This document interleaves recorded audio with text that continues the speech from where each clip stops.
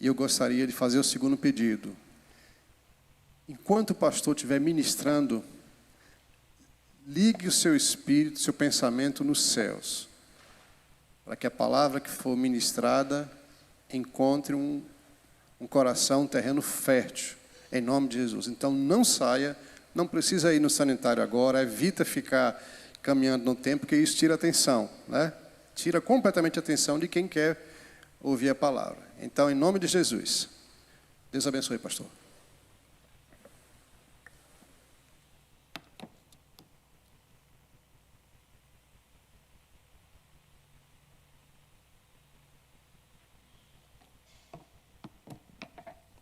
Boa noite, igreja. Graça e paz da parte do nosso Senhor Jesus Cristo. E essa é uma noite especial. Essa é uma noite especial não é porque você está aqui, eu estou aqui, o pastor Davi está aqui. Essa é uma noite especial porque Cristo está aqui. Jesus, o nosso Senhor e Salvador, esse que a gente acredita que tem certeza que está vivo. Porque se Ele não tivesse vivo, ressuscitado, e Ele não estivesse aqui conosco, ninguém estaria aqui nessa noite. Essa é uma grande verdade. E quando o pastor me convidou, é uma grande honra, né? Eu queria desde já agradecer a cada um de vocês por esses dias, desde sexta-feira a gente está aqui juntos, e o Senhor tem ministrado ao nosso coração, eu aprendi muito aqui, foi muito legal. Foi um tempo assim que para mim foi especial, foi de aprendizado, de conhecer pessoas novas, de ver irmãos, de conhecer e saber que eu tenho irmãos aqui em Itabuna, e é muito bom isso. É muito bom ver pessoas se dedicando não a uma igreja tão somente, a uma comunidade. Essa igreja não é da Igreja Presbiteriana no Brasil. Essa não é um patrimônio do IPB, isso daqui não é um prédio normal, isso é um posto de atendimento à comunidade. E eu me alegrei muito em estar aqui com vocês, e quando o pastor falou, você prega no culto, eu falei, é uma honra. Olha só, né? Da onde eu vim, subir num púlpito e poder expor as Sagradas Escrituras. Isso é uma bênção muito grande. Então essa é uma noite sim especial, uma noite de libertação. É uma noite que existe a possibilidade, assim como na primeira noite que eu tive numa igreja como essa, e falei assim, vou sair mais daqui não. Eu quebrei meus paradigmas, meus preconceitos, porque eu tinha preconceito com crente. Eu não gostava de crente não sei se você chegou aqui já gostando de crente, mas eu não gostava de crente, eu achava um povo esquisito, né? Olha quem falava, né? Oh, esquisito.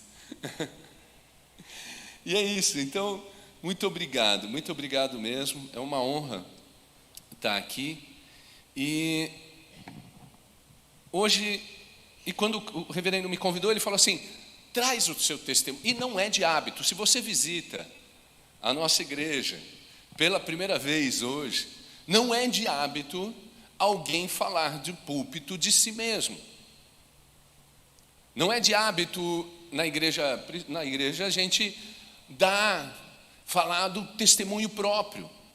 E nós vamos continuar fazendo isso, porque eu não vim falar de mim, não tem nada a ver comigo. Eu vim falar daquele que fez toda a obra, de Cristo que ressuscita os mortos até hoje, de Cristo que tira coisas ruins da nossa vida, até demônios. Então, eu gostaria que você, se pudesse tomar da palavra das Escrituras, nós vamos ler Marcos 4:35 e depois nós vamos ler 5, do 1 ao 20. É uma leitura um pouco longa, a gente vai precisar prestar atenção. Quem não trouxe pode acompanhar, eu acho que vai estar no telão, tá? E agora é a hora que você pode abrir o celular. Na realidade, você pode abrir o celular quando você quiser. Tá? Vai da sua consciência, porque o pastor pede e fala assim, não use o celular na hora do culto. Hoje é difícil, porque né, o cara está aqui, aí passa alguém aqui atrás, ele já vira para a Bíblia, né? Mas ele está no Instagram. Mas se quiser também estar no Instagram, aí né, é com você. Faça uma postagem da igreja, agradeça o pastor. Então, abra sua Bíblia, Marcos. O Evangelho de Jesus Cristo, através da vida de Marcos, diz assim, no capítulo 4, 35, e depois nós pulamos para o final no 5. Naquele dia, sendo já tarde, disse-lhe Jesus, passemos para outra margem. Vamos repetir essa última frase? Passemos para outra margem. Vamos lá para o 5 agora. Entremente chegaram a outra margem. Olha como a gente chega rápido na outra margem, tá vendo? Só pular uns versículos. Entremente chegamos à outra margem do mar, na terra dos Gerazenos. Em algumas traduções, Gadarenos, principalmente no Evangelho de Marcos, no Evangelho de Mateus. Mateus, se vai ler lá essa mesma passagem, Mateus chama ele de Gadarenos, na terra de Gadara. Por quê? É a mesma terra? É uma do lado da outra, mas lembrar que Marcos escreveu para os judeus, e aqui Mateus escreveu para os judeus, e Marcos está escrevendo para os gentios. Então, para os gentios fazia mais sentido falar Gerazenos. Então, chegou à terra dos Gerazenos. Ao desembarcar, logo veio dos sepulcros ao seu encontro um homem possesso de espírito imundo, o qual vivia nos sepulcros e nem mesmo com cadeias alguém podia prendê-lo. Porque tendo sido muitas vezes preso com grilhões e cadeias, as cadeias foram quebradas por ele, e os grilhões despedaçados, e ninguém podia subjugá-lo. Andava sempre de noite e de dia, clamando por entre os sepulcros e pelos montes, ferindo-se com pedras. Quando de longe viu Jesus, correu e o adorou, exclamando em alta voz: que tenho contigo, Jesus, Filho de Deus Altíssimo? Conjuro-te por Deus que não me atormentes. Porque Jesus lhes dissera: espírito imundo, sai desse homem. E perguntou-lhe Jesus: qual é o teu nome? Respondeu ele: Legião é o meu nome, porque somos muitos. E rogou-lhe encarecidamente que não mandasse para fora do país.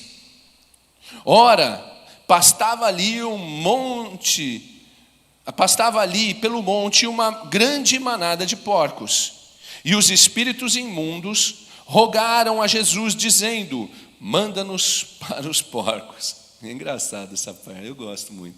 Manda-nos para os porcos, para que entremos nele.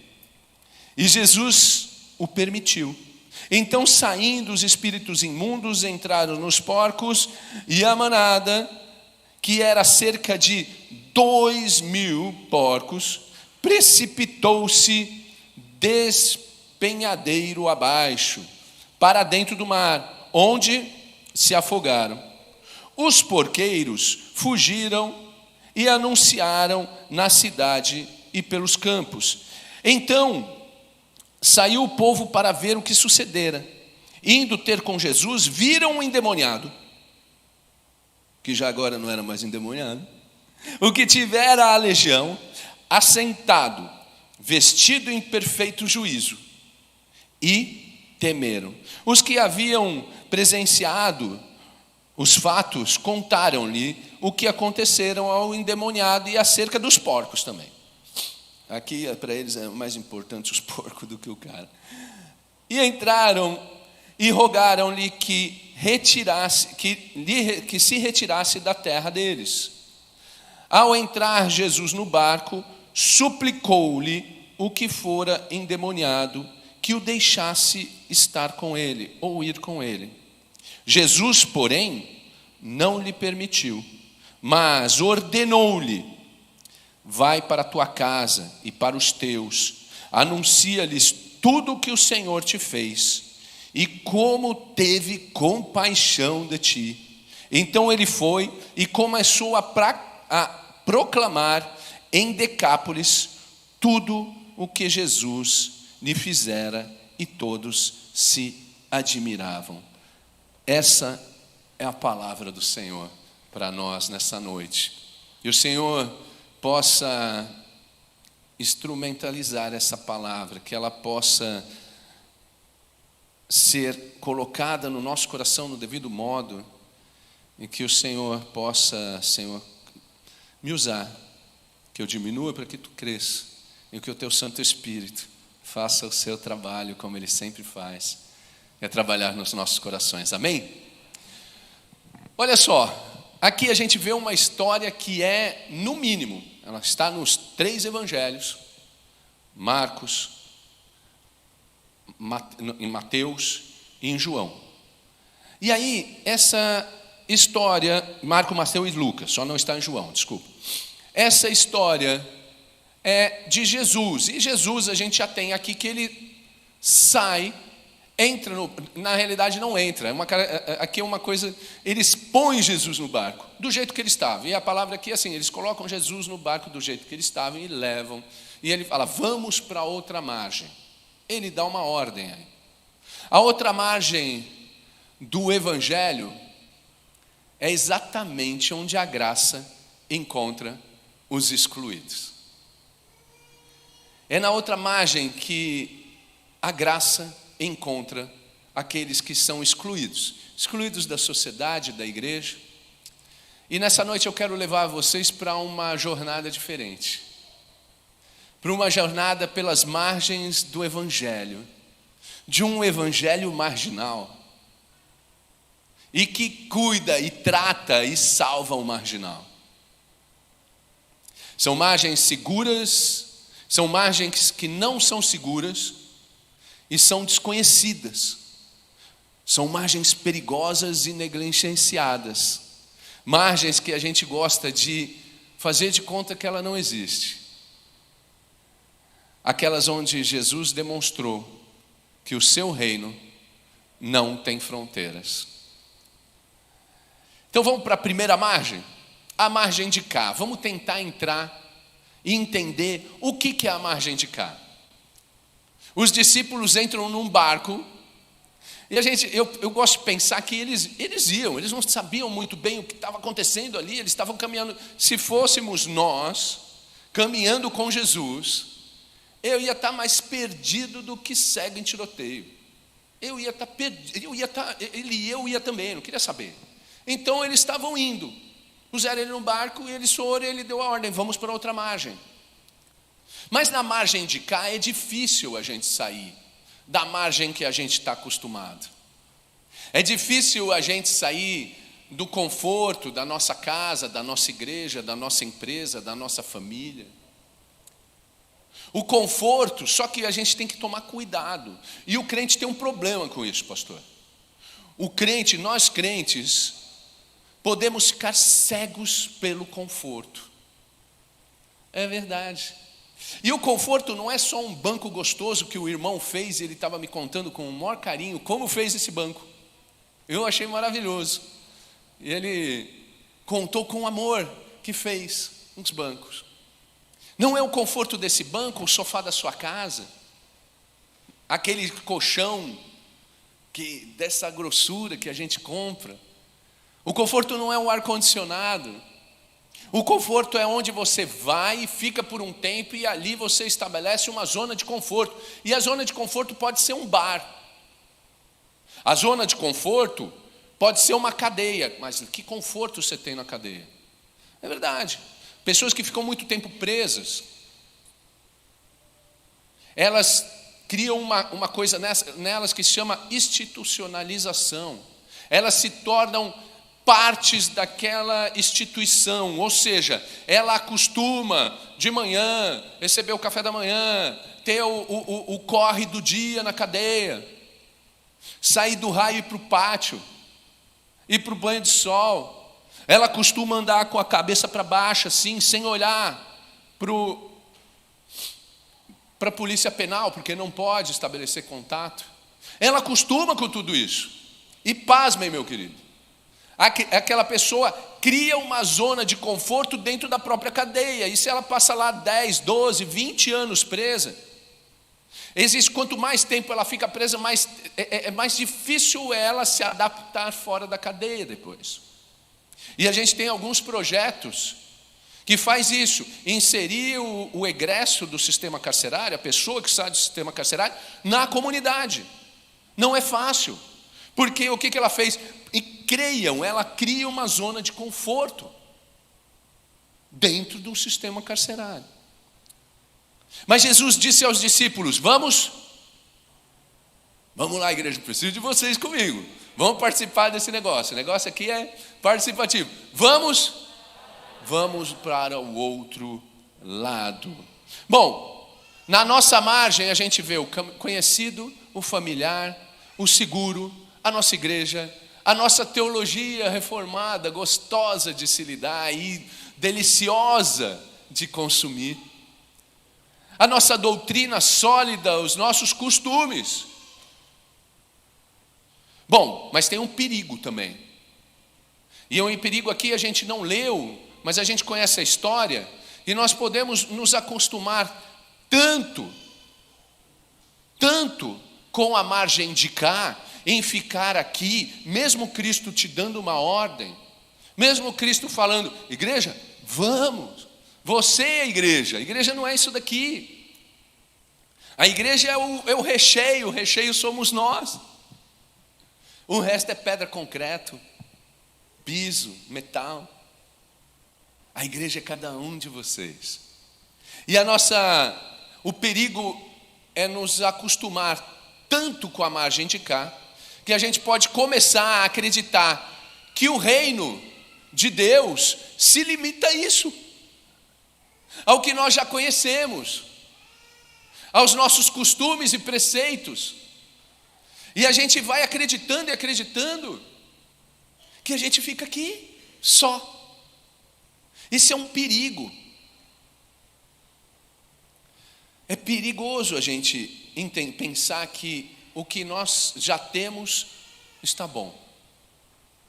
Mas a gente tem um chamado. Jesus não pergunta, ele ordena: vamos para o outro lado. É um imperativo. É o verbo imperativo do missionário. Vai. A gente costuma brincar, que eu brinco com o meu chefe lá. Ele pergunta: Bruno, você quer? Eu falo: chefe, o meu reverendo José Stutz. Ele fala para mim: Bruno, você gostaria de fazer? Eu falei: reverendo, eu não tenho gostaria, eu não tenho querer. Se o senhor acha necessário que eu faça, eu vou. Solta a coleira e eu vou, está tudo certo. Bom, e segundo ponto, a gente tem a tempestade no caminho, aquela parte que a gente pulou, e leia em casa, é muito interessante. Do 36 até o final do capítulo 4, a gente vê a tempestade no caminho, que leva, e tem um custo essa obediência, tá? Porque eles obedeceram, vamos para outra margem? Obedeceram. Eles entraram no barco? Entraram. E aí o barco foi tranquilo. Tipo aquele barquinho do amor, sabe? Com a musiquinha, um violonista ali na popa. Nada. Tempestade. Uma tempestade gigantesca. Começou a invadir aquele barco. E a ponto de quase virar. Jesus estava no barco fazendo o quê? O que ele estava fazendo? O cara estava dormindo, desatento. Meu Deus, Jesus, vai morrer todo mundo. Você não está prestando atenção? E a gente às vezes não fala isso. Você não está prestando atenção, Jesus? Oh, meu Deus. Ele estava dormindo. E o custo da obediência deles foi encarar uma tempestade. Ninguém gosta de encarar a tempestade. A gente fala, não, a gente está aqui para o que deve Abraça que a ideia. É nada, a gente não gosta, a gente gosta de calmaria. A gente gosta do barquinho do amor, né? Com o violinista na popa. E o barquinho indo de boa, sem mexer muito, que é um enjoo, sei lá, uma almofadinha. A gente gosta disso. Bom, a realidade é que obedecer o chamado para a outra margem sempre envolve uma tempestade. Quando você se aplica para uma mudança de vida, uma mudança de trabalho, uma mudança de pensamento, você sempre vai encarar uma tempestade. Não tem, aqui a gente não prega aquele evangelho, vem para Cristo que tudo vai ficar bom. As suas contas, né? Qual que é a energia, a concessionária de energia elétrica? Nossa lá é a Enel, né? Qual? Então, é isso aí. Só muda o nome da potestade, mas o negócio é o mesmo. Entendeu? Lá ninguém, depois que eu me converti, pastor, ninguém pagou minha conta de luz e água. É verdade, eu mesmo que tinha que pagar. Mas tem alguns lugares que prometem isso, um evangelho da prosperidade. A prosperidade não é dinheiro, não é ausência. Ausência de problema é loucura. O cara fica demente, não tem mais controle da própria mente, do próprio corpo, e aí ele tem ausência de problema. Ou ele é louco ou ele é morto, não tem mais problema. Deus não nos promete ausência de problema. Jesus não promete para nós ausência de tempestades na nossa vida, a ponto de a gente quase naufragar e morrer. Ele promete que vai estar na tempestade com a gente. Ele vai estar no barco. Jesus está no barco, esse é um paradoxo para eles. Parece dormindo. E ele está lá com a cabecinha, ele arrumou até um travesseirinho lá, um negócio que ele pôs debaixo da cabeça. E muito parecido com momentos que a gente passa. Quem aqui nunca passou por um momento pesado na vida? Uma depressão, um momento que você está a ponto de desistir de tudo. E fala a mesma coisa que esses caras falaram, você está dormindo, Jesus. Talvez você não esteja vendo o que eu estou passando. Eu vou morrer. Nós questionamos Jesus. Tu não te importas que eu pereça, Senhor? Né? Volta por a mão assim, vida cruel. Mas é verdade, na hora da dificuldade, na hora da depressão, na hora do problema, na hora que a gente não tem mais recurso, esperança, a gente pergunta isso para Cristo. Eu perguntei isso no momento da minha existência. Só que a doutrina da providência divina nos assegura que uma tempestade não está fora do controle de Cristo. Terceiro e último ponto. Vamos acabar já. Daqui a pouco a gente vai embora. Vamos comer. Né? Percebeu que eu só penso em comer? Agora que eu percebi isso, pastor. Eu penso em comer. O que eu vou comer depois do culto? Crente, né? Crente é uma beleza. Para de beber, mas come, filho. Jesus. Bom, na margem de lá, o que eles encontram? E aqui é o ponto da pregação. Na margem de lá, o que eles encontram? Terra firme. Nada, um doido que sai correndo em direção a eles, babando, tudo cortado, mal vestido, um cracudo, sei lá. Lá o pessoal, na minha terra chama de nóia, né? Um cara que era que nem eu. O nóia sai nele todo cheio de demônio e vai falar, e vai fazer o quê? Adorar Jesus. E fala assim, o que eu tenho contigo, Jesus, Filho de Deus? Quando Jesus encontra esse homem, foi um encontro não programado, foi inusitado.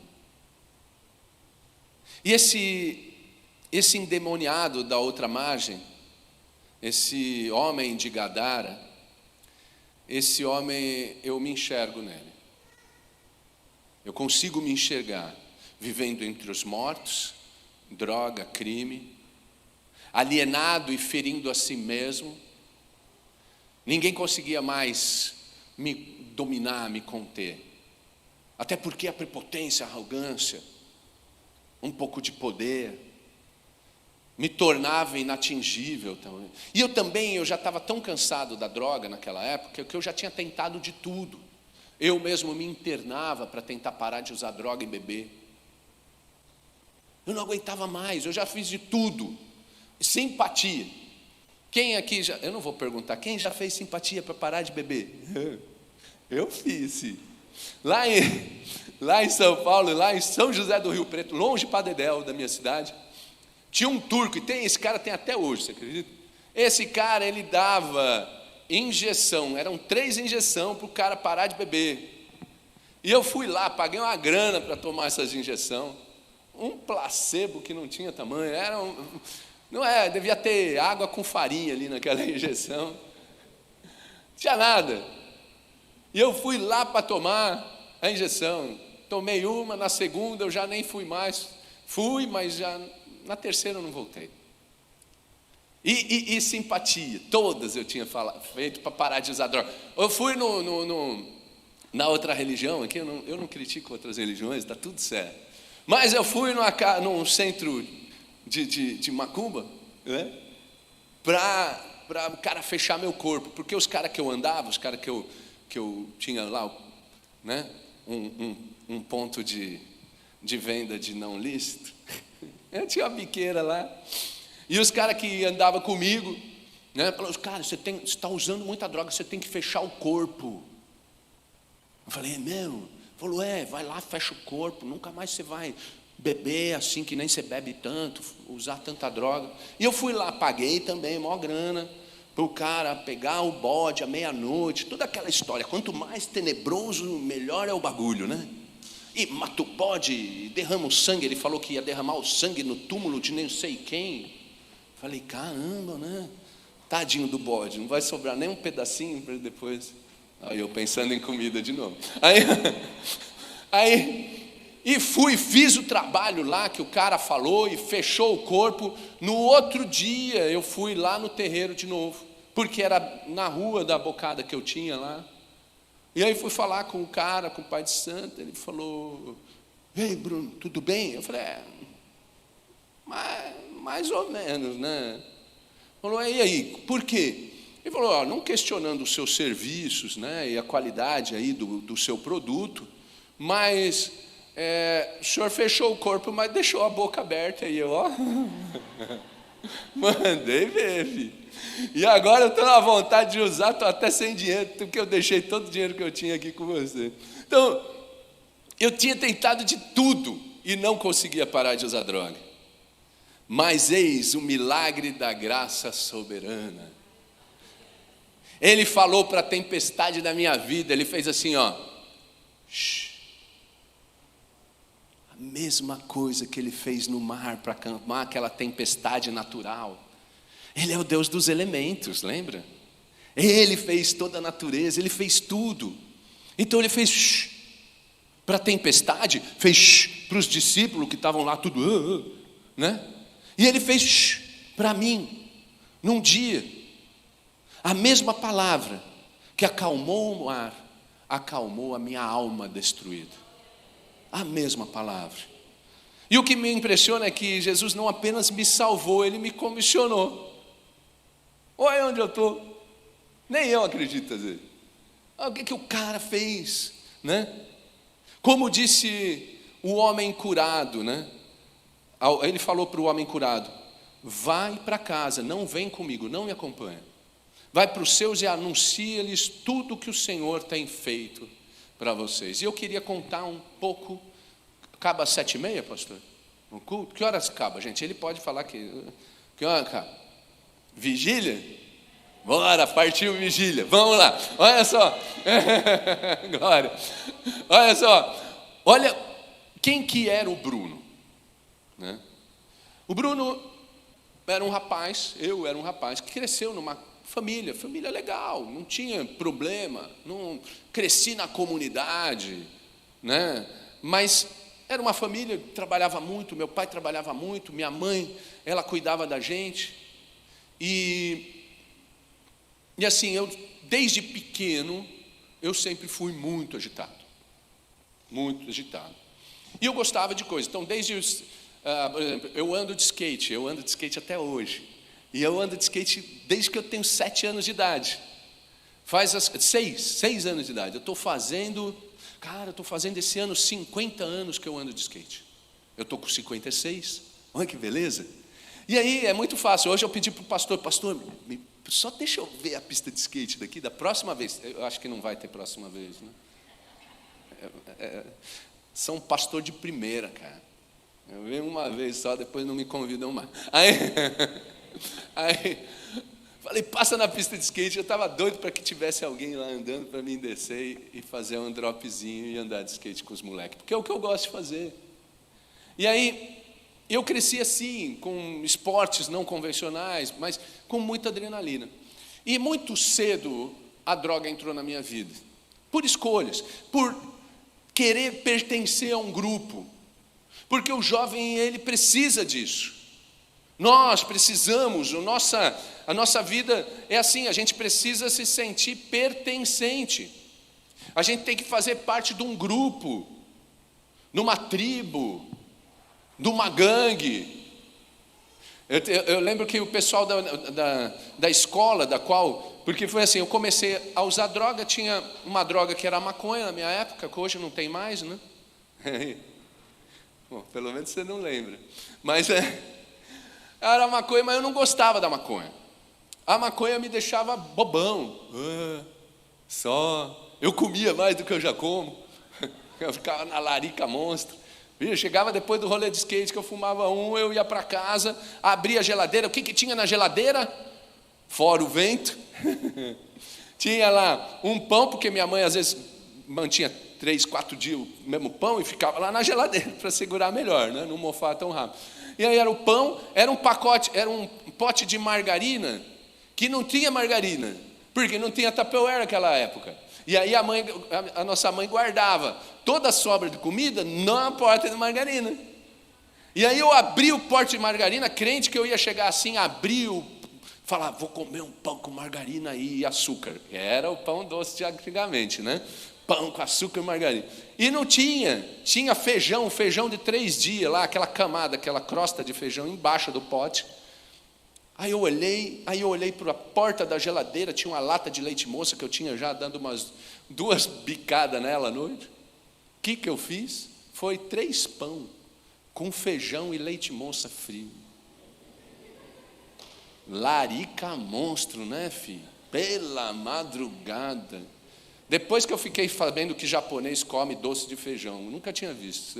Bom, então eu não gostava muito dessa droga. Existem 2 classes de droga, o neurodepressor e o psicoativo. Neurodepressor é o que te deixa para baixo, a maconha, né? Os opiácidos te deixam para baixo. E o psicoativo, que te deixa agitado, que são os derivados de cocaína, algumas metanfetaminas e o álcool. Em um determinado estágio ele te deixa agitado. E aí foi que eu conheci aos 14 anos de idade a cocaína. Lá em São Paulo, num ambiente tenebroso, terrível, que se chama escola. Foi na escola às 9 da manhã, numa escola até que era particular, que minha família trabalhava para a Dedel para poder pagar uma escola particular para o vagabundo aqui não ir. E aí na escola de manhã, eu encontro um cara que passa por mim e fala, e aí, Brunão, um cara mais velho. E aí, Brunão, beleza? Vamos andar de skate hoje à noite? Vamos andar. Hoje à tarde? Vamos andar. Ele olhou para mim e falou, você cheira cocaína? Primeiro ele não falou assim, você cheira cocaína, né? Ele falou, Brunão, você cheira? E eu fiquei, como cheiro? Cheiro, né? Eu tenho paladar, tato, né? 5 sentidos. Ele falou, mas você já cheirou uma... Ele falou, eu lembro até hoje, já cheirou Bright? Eu falei, quê? Bright era um modo daquela época de chamar cocaína num jeito, né, por cima assim.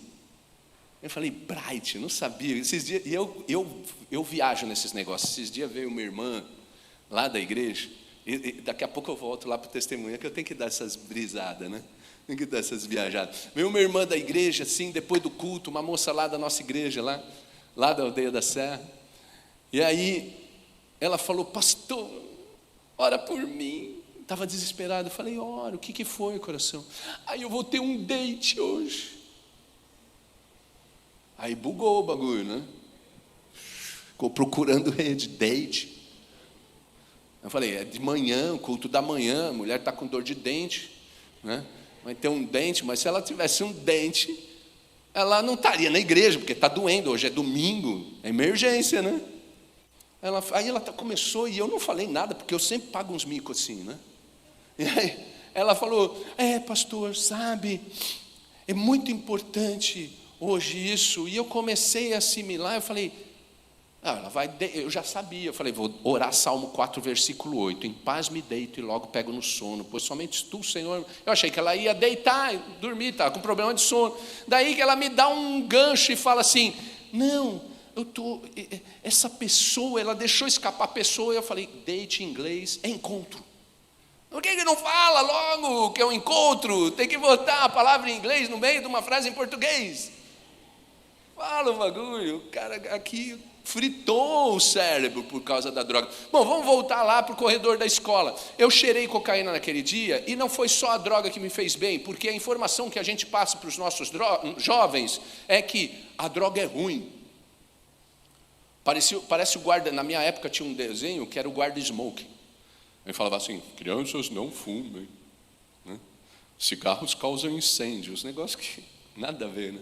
Aí, a informação que a gente passa para os nossos jovens é mais ou menos assim, droga mata, droga é ruim, droga não sei o quê. A gente passa o final da ponta, a gente não fala que se ele usar, no começo é bom, e vai tirar dele alguns problemas, e vai esconder alguns sentimentos que ele não gosta de sentir, mas ele precisa sentir.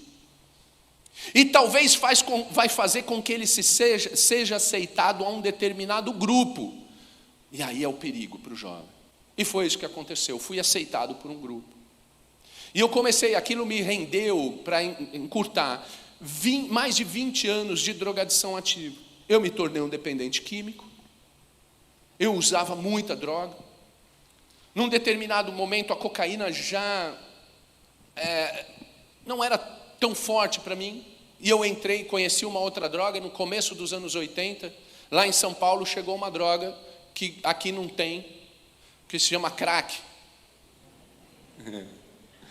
Tem pedra aqui em Itabuna? Tem pedra em tudo quanto é lugar, filho. O cara se cortava com pedra, mas não era essa pedra, era outra pedra. Mas vamos lá. Eu comecei a fumar pedra, porque não sabia o que era, não tinha esse negócio, você vai virar um nóio, um cracudo. E eu comecei a usar, e usar muito, e vender para poder usar. E eu tinha um tino comercial, né? Eu já falava bem, me movimentava, então eu fui lá, fui trabalhar, trabalhei vendendo droga. Depois tive a minha própria biqueira. Bom, para encurtar a história, foram esses 20 anos entrando e saindo de cadeia, porque a palavra de Deus diz assim, um abismo puxa outro abismo. Não é só um problema. O problema da droga, no final da minha drogadição ativa, o problema nem era mais o entorpecente, era eu. Eu era a reação química que fazia com que aquele entorpecente acabasse com a minha vida e acabasse com a vida da minha família e das pessoas que se relacionavam comigo. Só que um dia eu já não estava mais morando em São Paulo, eu morava em Santa Catarina, porque eu estava... Está gravando, né? Pode gravar, que não tem problema, eu já paguei tudo que eu devia, polícia. Olha só, eu já não morava mais em São Paulo, eu morava em Santa Catarina porque eu estava foragido da polícia de São Paulo, por causa de um BO monstro lá que eu me enfiei. Fruto, né, do pecado, fruto da depravação, da devassidão humana, porque você se torna, quando você começa a fazer tudo o que você quiser, você se torna a pessoa que você nunca gostaria de ser. E aquilo que eu comecei a usar para me libertar, para me sentir livre, pertencente ao grupo, aquilo foi a minha cadeia, a minha prisão, aquilo que me aprisionou, que nem aquele cara que vivia preso, arrastando corrente pelos túmulos, aquele era eu. Sem mais ninguém, o que acabou os meus relacionamentos, as pessoas que me procuravam.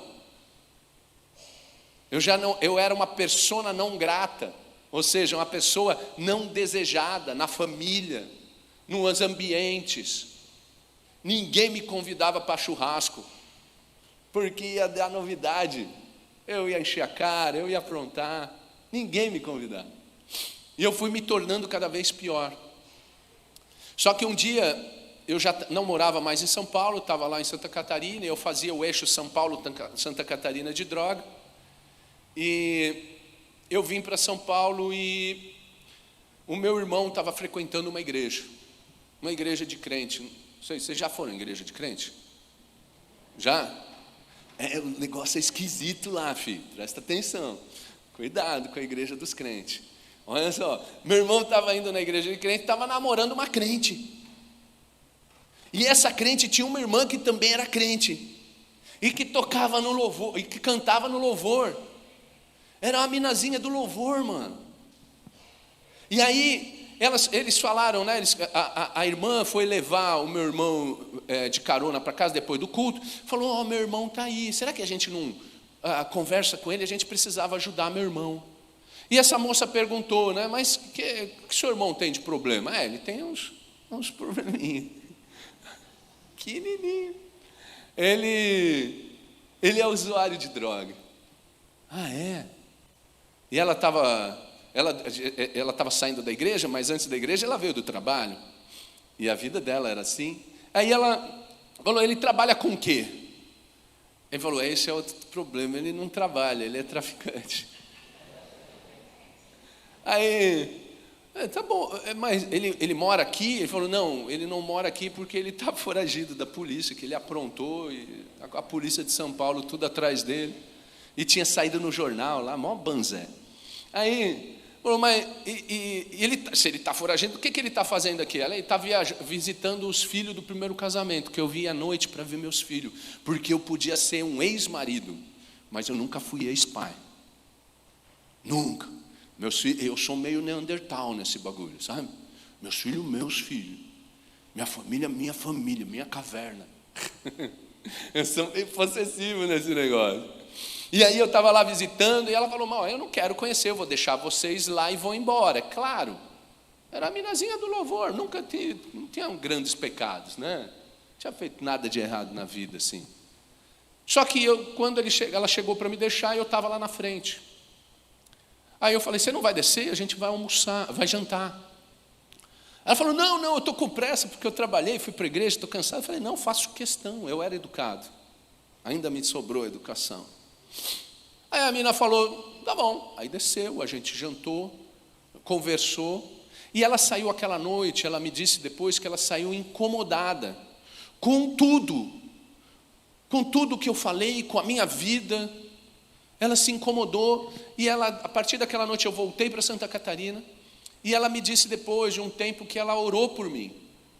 Aquela menina do louvor começou a orar por um vagabundo de rua. E ela disse que às 3h da manhã, era um negócio que essas coisas a gente só vai saber no céu. Ela tinha aquele reloginho, sabe, de cabeceira, rádio relógio, que tinha uns númerozinhos vermelhos. Dava 3h da manhã, ela olhava assim, um relógio. Não era despertador, ela acordava toda noite, às 3h da manhã, para orar por mim. E ela passou um mês orando por mim. E eu lá em Santa Catarina, fiquei um mês, foi uma tempestade na minha vida. Uma tempestade, eu fiquei um mês me incomodando com tudo.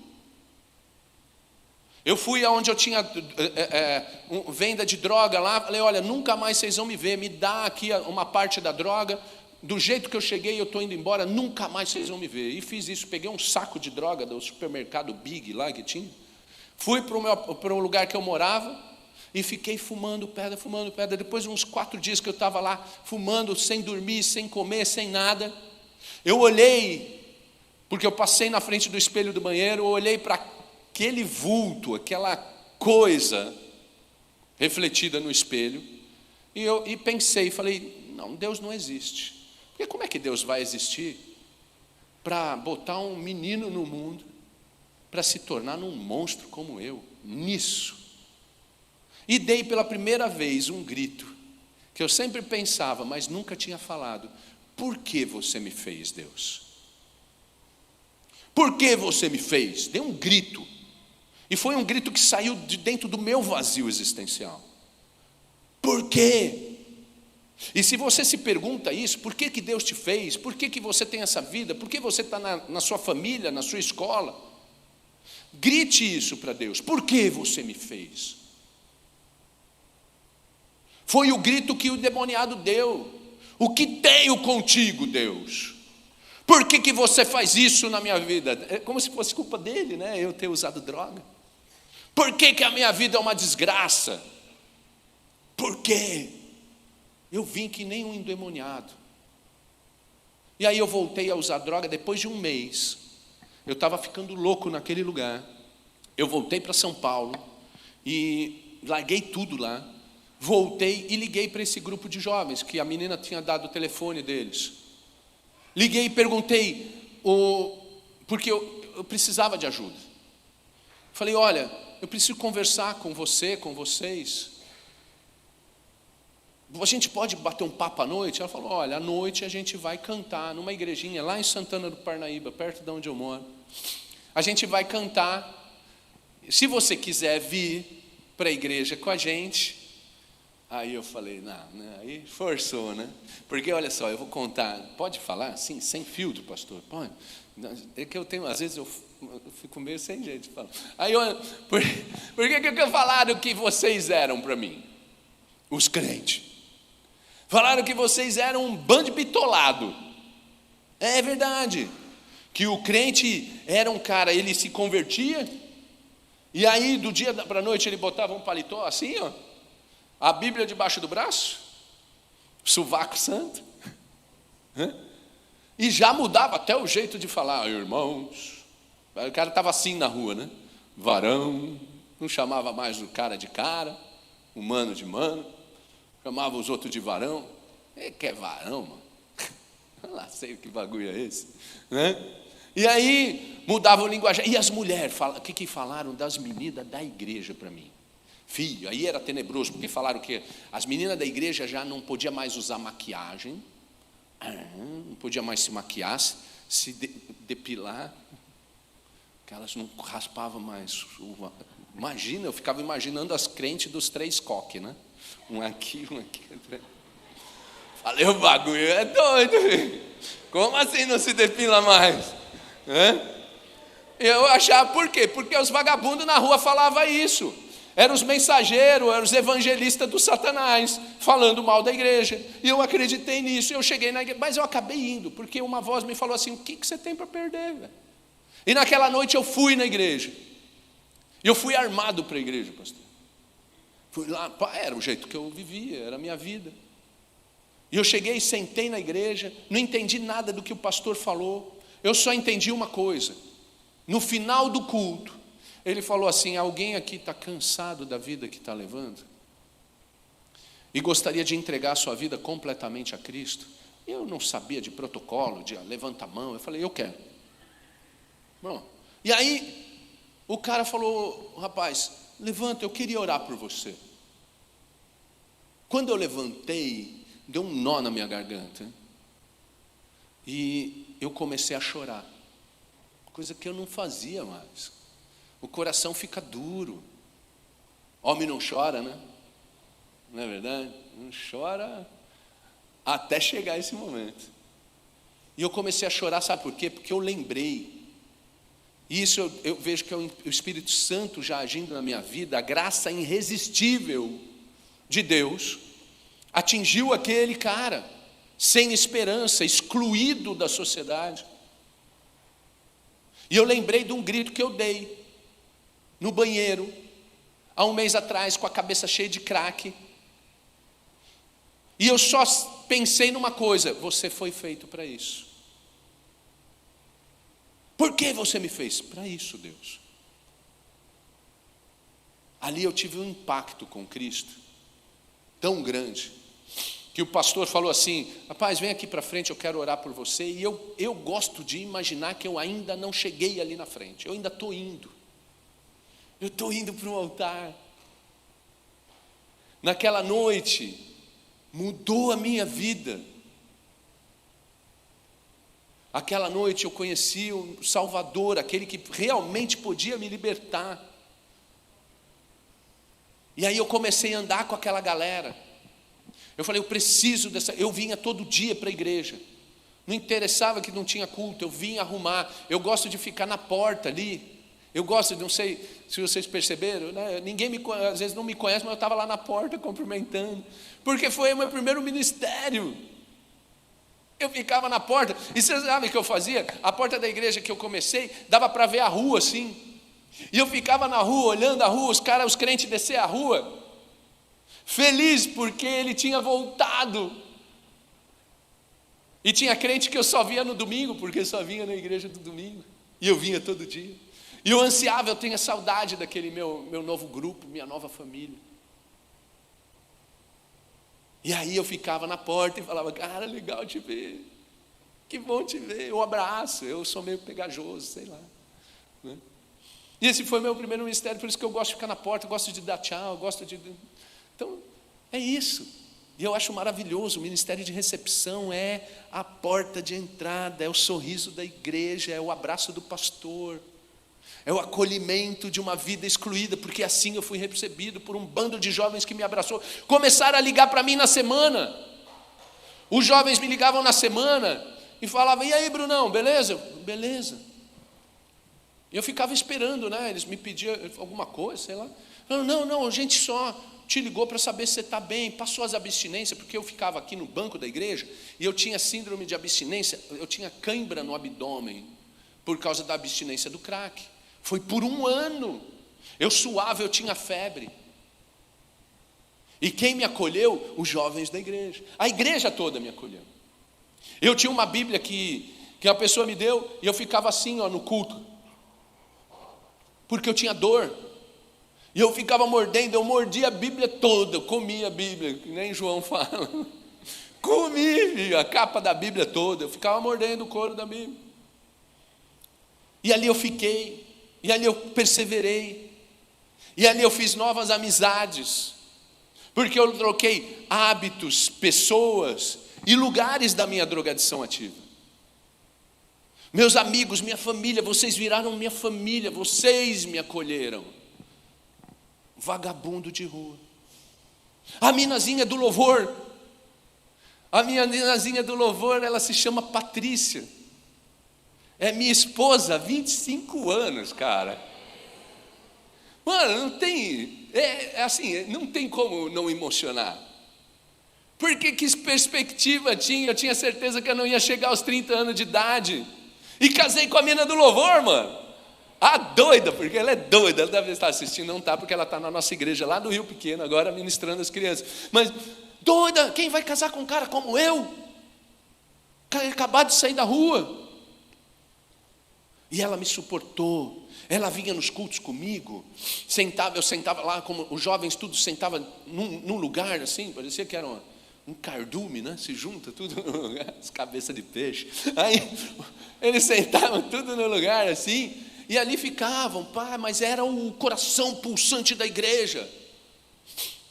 E aí, ela levava, eu lembro até hoje, ela levava água para mim tomar, levava chiclete, bala, e eu ficava ali. E quando eu não estava tendo cãibra, quando eu não estava suando, tendo febre por causa da abstinência, que eu estava mais tranquilo, eu dormia. E está tudo certo, ninguém me acordava lá no fundo da igreja, eu tinha paz. Eu encontrei um lugar que eu podia dormir com os 2 olhos fechados. Eu tinha paz, ninguém ia entrar, me pegar. Eu estava protegido. E ali a gente começou a caminhar junto, nós nos casamos em 2002, no dia 2 de 2002, é uma linda história de amor. Eu fico imaginando o que aconteceu com esse endemoniado de Gadara, quantas coisas ele não fez, porque eu fico me espelhando na história dele, no chamado dele. E ele teve um chamado específico, ele não pôde acompanhar Cristo e os discípulos. Ele teve que ficar ali na margem, ele continuou sendo um marginal. E eu gosto de pensar que eu continuo sendo um marginal. Eu só estou na margem de cá, esperando que alguém chegue na margem de lá, onde eu estava, e falando, vem. Vai dar certo, dá, eu fiz essa travessia, você consegue também, o barquinho mexe, não tem problema, mas é Jesus que está no barco, e Ele te traz para a margem de cá, Ele te liberta verdadeiramente, e essa libertação aconteceu na minha vida, e às vezes as pessoas chegam para mim e falam assim, mas você não gostaria de um ministério pastoral tranquilo? Aí às vezes eu bato, vontade de bater na madeira assim. Não, filho. Ser pastor local tem um custo muito alto. O que esses homens aturam da gente? Pelo amor de Deus. A gente vem bem num domingo, no outro dia é outra pessoa. Você não sabe o que aconteceu, pastor. E é ele que vai ouvir. É isso aí. Então, só que hoje eu estou mais tranquilo, mais pastor local. Hoje eu sempre fui, desde 2007 eu sou capelão carcerário, trabalho dentro do sistema carcerário.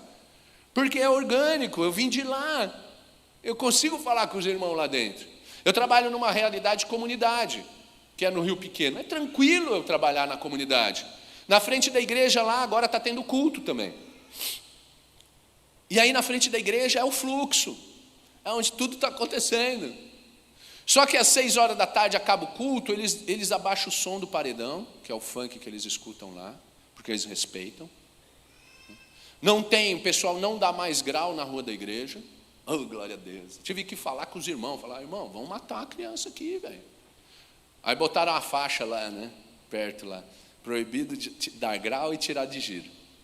Oh, achei maravilhoso. Os caras já passam, tudo bem que eles não passam muito comportado de moto, porque é só moto roubada, mas está tudo certo.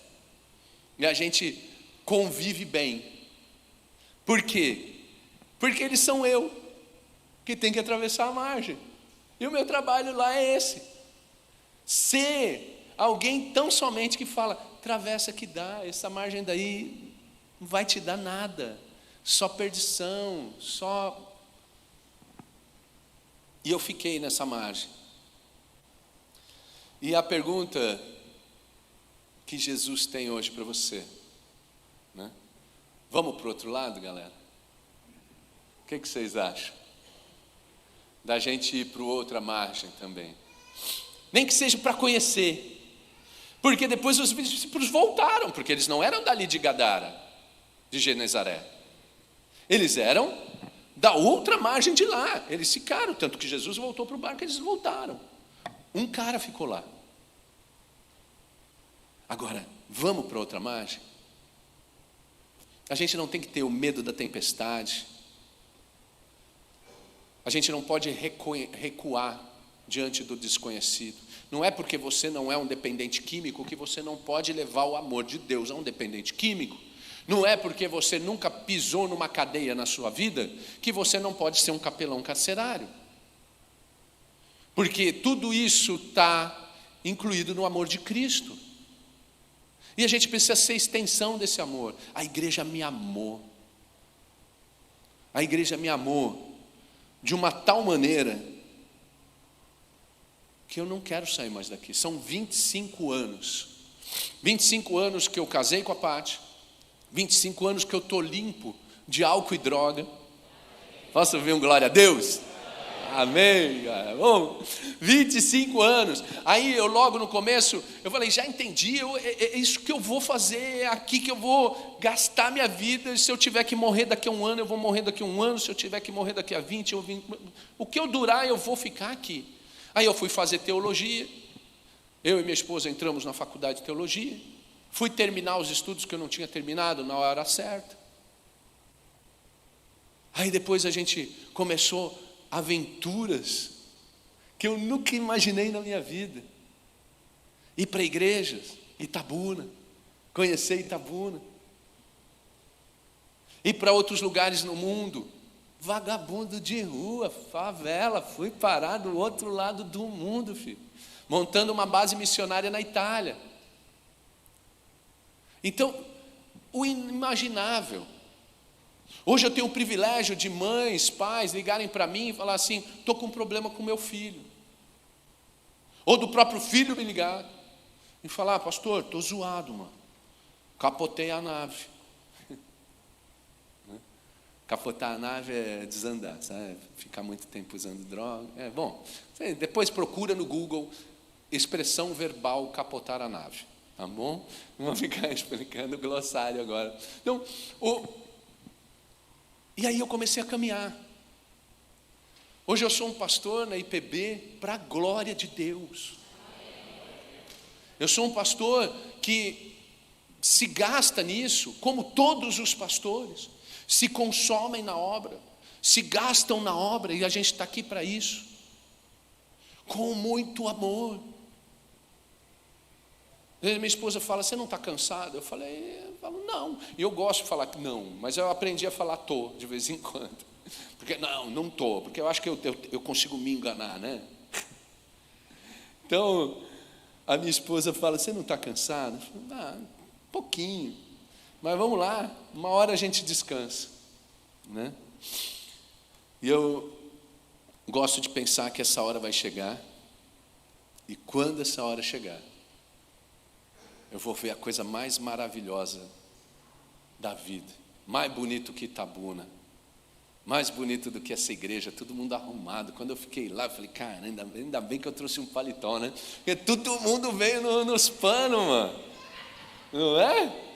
Todo mundo arrumado, maquiado ali, aciado, veio para a igreja. E isso que é um barato.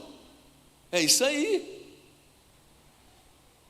Um dia a gente vai estar lá em cima, adorando Deus face a face, por causa do que Cristo fez por nós. Ele nos deu liberdade. Liberdade de irmos e virmos, liberdade de adorá-lo, liberdade até para a maior cadeia de todos os tempos, que se chama morte. Eu queria nessa noite orar por vocês. Se você veio nessa noite com algum questionamento, se você veio com uma série de problemas, ou você veio com dúvida, ou você veio porque veio, estou aqui, vou comer um pão com feijão e leite moça e está tudo certo. Se você veio essa noite e tem essa dúvida: por que Deus me fez? Se isso daí ecoa dentro de você,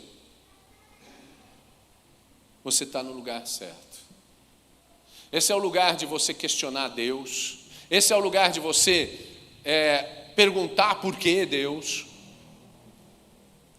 Mas esse é o lugar mais importante da sua vida, de você encontrar Deus.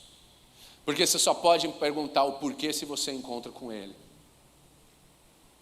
E o encontro com Cristo é a coisa mais maravilhosa. Curve sua cabeça nessa noite, vamos orar. Se você veio com essas questões, se tem alguém aqui nessa noite que está cansado da vida que está levando e gostaria de entregar completamente a sua vida a Cristo, mesmo que você já tenha feito essa oração, levanta a sua mão. Fala: eu quero entregar completamente. Eu estou cansado da vida que eu estou levando. Eu estou cansado de não dar certo. Eu estou cansado de sempre voltar para o mesmo lugar, para o mesmo buraco, de conquistar e depois perder. Eu estou cansado. Se você está cansado da vida que está levando, entrega a sua vida completamente a Cristo. Você que levantou sua mão, glória a Deus, irmão, glória a Deus, irmã, glória a Deus. Nunca mais abaixe sua mão, nunca mais abaixe a guarda, nunca mais abandone esse lugar. Esse lugar é o lugar da sua salvação. Você é um crente. Talvez você não sabia. Eu sempre fui crente, mas não sabia. Porque eu sempre fui cercado, Deus sempre me deu livramentos, mesmo no meio da droga. A maior questão não foi entregar, escutar Deus falando comigo, eu te fiz para isso. A maior revelação foi saber que Deus vem, busca, e Ele me buscou no lugar mais tenebroso da face da terra. E Ele pode te buscar também, te tirar de lá. Senhor, em nome de Jesus Cristo, Pai, nessa noite, Pai, nós entregamos a nossa vida, as nossas vontades, os nossos anseios. Entregamos a Ti tudo aquilo que temos, que somos, porque sem Ti, a grande verdade é essa: sem o Senhor nós não conseguimos ser ninguém, nós não conseguimos nem sustentar aquilo que achamos que somos. Nós não sabemos criar filhos, nós não sabemos trabalhar nos trabalhos que fazemos. É o Senhor que tem que nos ajudar. Nós não sabemos como temos que nos relacionar, como ser amigos de verdade. É o Senhor que tem que nos ensinar a passar por esse mar tempestuoso, a ensinar, Senhor, como devemos lidar com pessoas que são diferentes de nós, que parecem grotescas. Senhor, nessa noite, Pai, eu peço, entra nos corações aqui, Senhor.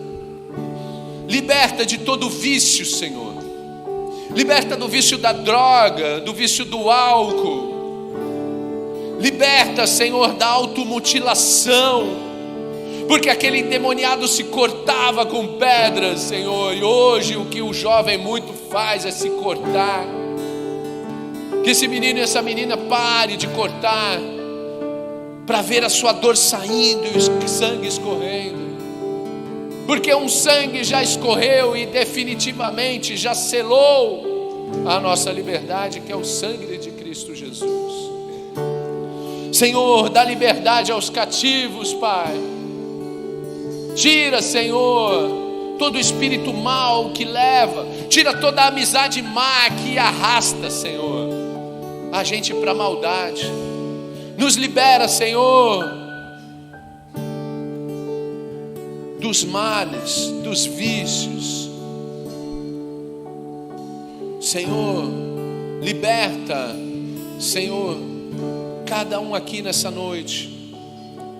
E que o Senhor pode vir, porque a Tua palavra diz que foi para a liberdade que Cristo nos chamou, e nós somos libertados para libertar, Senhor. O Senhor depois disso nos usa para irmos buscar, Senhor, a ovelha de número 100, aquela que está perdida. O Senhor nos buscou um dia, Senhor, e nos usa, Senhor. Pai, em nome de Jesus, nessa noite, Senhor, invade os corações, as vidas. Dá, Senhor, novo ânimo, renova a alma de cada um, para que, Senhor, eles possam sair da escuridão, da depressão, do questionamento, do endurecimento do coração. Porque é tão bom cantar, louvar na Tua casa, dançar na Tua casa. É tão bom soltar e podermos ser nós mesmos, porque nós somos nós mesmos quando nós nos equiparamos a quem nos criou e nos formou, imagem e semelhança do nosso Criador. Abençoa, Senhor, essa comunidade cristã, a Quinta Igreja de Itabuna, essa família cristã, e que eles possam mesmo ser um contigo, que eles possam pensar de uma mesma forma, de uma mesma maneira, que eles sejam unidos por um propósito, te adorar acima de tudo. Abençoa, Senhor, o pastor Davi, a família pastoral, os pastores dessa igreja, Pai, cada líder de ministério, Senhor, que aqui, Senhor, as pessoas encontrem, Pai, um lugar certo, um lugar seguro, um lugar de acolhimento, um lugar de salvação, um lugar do abraço, um lugar do pertencimento.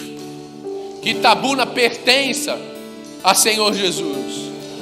Itabuna verdadeiramente pertença ao Senhor e Criador, é o libertador deles, que é Jesus Cristo. Liberta os cativos, Pai, eu te peço nessa noite. Continua fazendo a tua obra. Vem com teu poder nessa noite, Pai. Ressuscita o morto. Liberta o endemoniado. Cura. Restaura. Para a honra e glória do teu nome. É o que eu te peço, Senhor, nessa noite. Em nome de Jesus. Amém. Amém.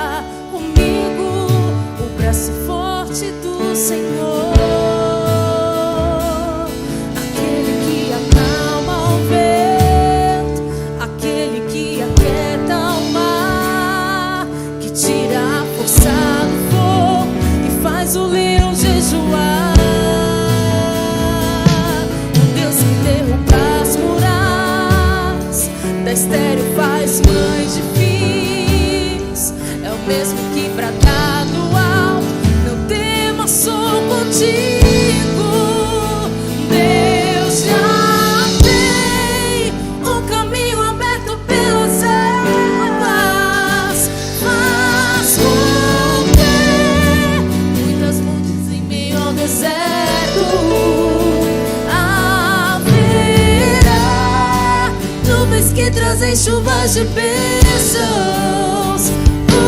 Ouça a voz, Deus te dá escape e livramento. O inimigo tenta laços sem embaraços pra me derrubar, mas não vai. Se coloque de pé e vamos declarar isso. Porque estou sozinho nessa guerra, está comigo o braço forte do Senhor.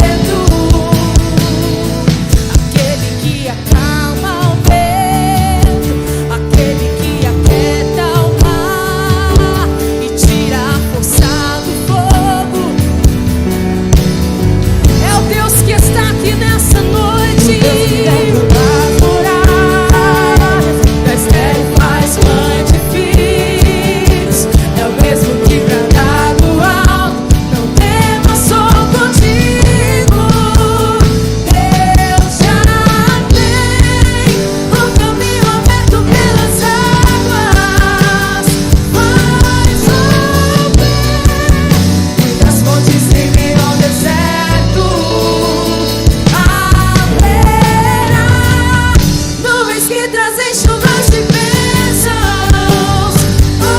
Os salvos, Deus te dá escape e livramento. Deus já tem o caminho aberto pelas águas. Fala isso pra pessoa que tá do seu lado. Muitas fontes em meio ao deserto.